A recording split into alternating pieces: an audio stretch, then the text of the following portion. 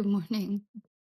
Now, as I turn up the volume on my father's will, which is exactly what I'm going to be doing next, as I turn up the volume on my father's will, just understand that I spent the last 2 years in complete seclusion while every single person in my life tried to rip it apart.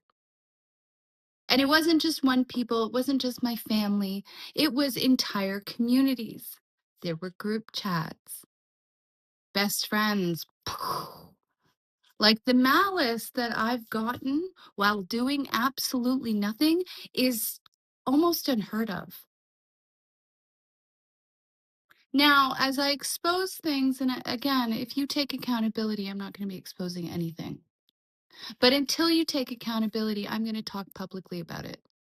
What you're going to find out that my family did to me is going to be so malicious, it's going to be like a fucking backhand. So prepare yourself. But understand this, every single aspect of my life was ripped from me while I went into seclusion to write a report to save all of you. So if you're wondering why I get to be so pretty at this age, just understand that's why.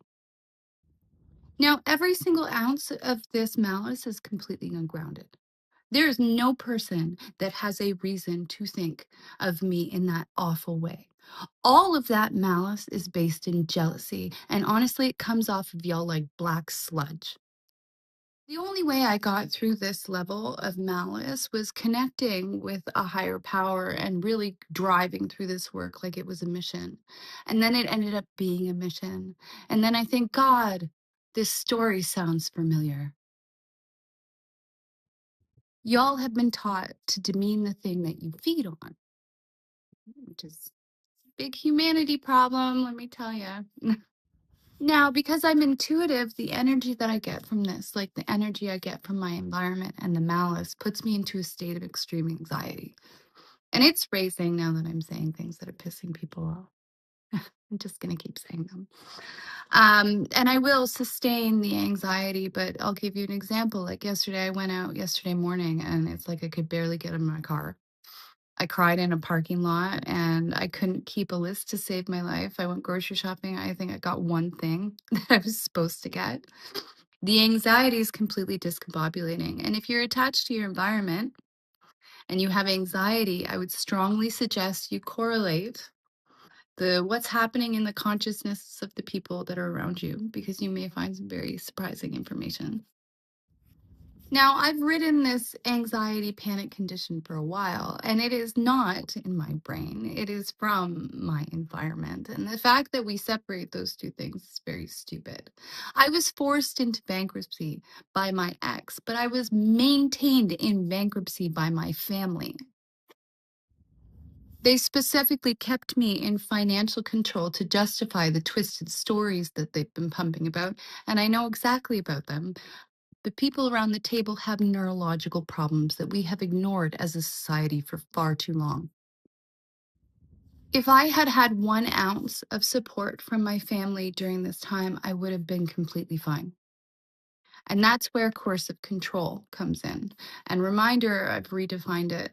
Coercive control is putting somebody into a position to make a decision that they would not otherwise make. My ex hurt me, but it's my family that broke me. And it wasn't even the first time. Now, the fact that I have been through all of this and been very vocal about being through all of this, and people still think that they can come toe to toe and judge me? Really?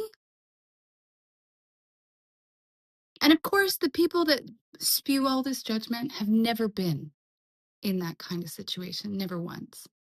The people that are judging are the ones that have been in very comfortable positions with safety nets for their entire lives, pointing of fingers across tables that they don't even sit at.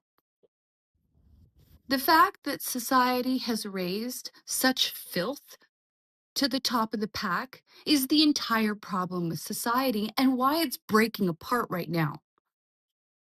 I hold no shame personally. Like, I'm not ashamed of anything that has happened in my life. But you know what I'm ashamed of? I'm ashamed of you for humanity. Thou shalt not judge. Embarrassment is weakness. Embarrassment means that you have externalized part of your self-concept. It means part of your self-concept is reliant on somebody else. That is weakness. Thus, your self-concept is impacted when somebody else judges you. It means you're weak. So again, maybe stop judging people when you're being a little bitch. Now, I sent out this video, and the energy I got back from this, it told me exactly what I needed to know. What have you done? I can feel your guilt. So now I'm pissed. So we're going to turn up the heat a little bit on the estate discussions until I get answers. So reminder, my father passed on in March of last year, and his name was Paul Seinen. So this is how you spell it.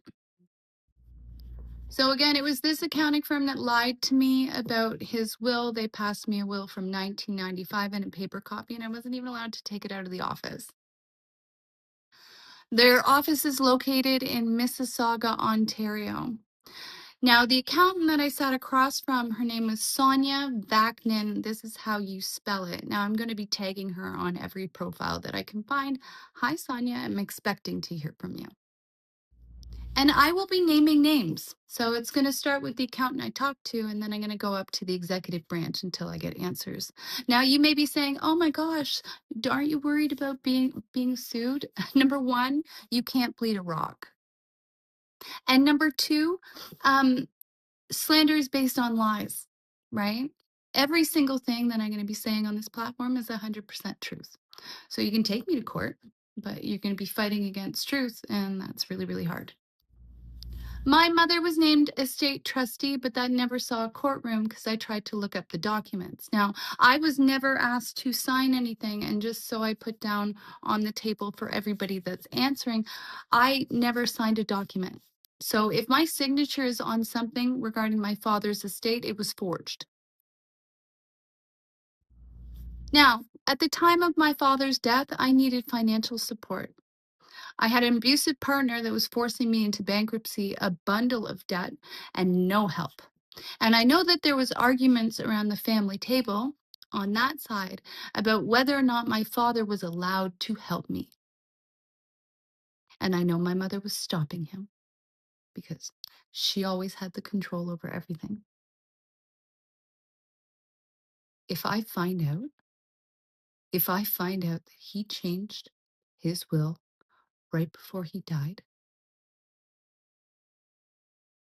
you better find a fucking hole to hide in.